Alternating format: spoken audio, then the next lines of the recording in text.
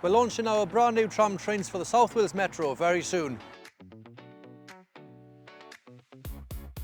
Our fully electric tram trains will provide faster and more frequent services with improved accessibility. They'll start running on services between Pontypridd and Cardiff Bay before rolling out to Treherbert, Aberdare and Merthyr lines later this summer.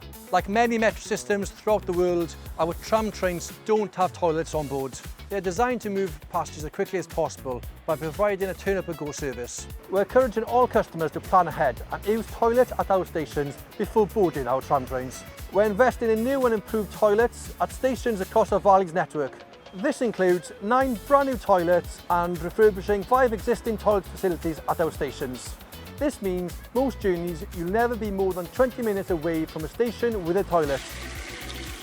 Toilets are already available at key stations including Pontypridd, Treforest, Bradder, Queen Street and Cardiff Central. Later this summer, when tram trains begin to run on the Treherbert, Aberdare and Merthyr lines, all new station toilets will be fully open and ready for customers to use. We're excited to take another step towards faster, more frequent metro services for South Wales.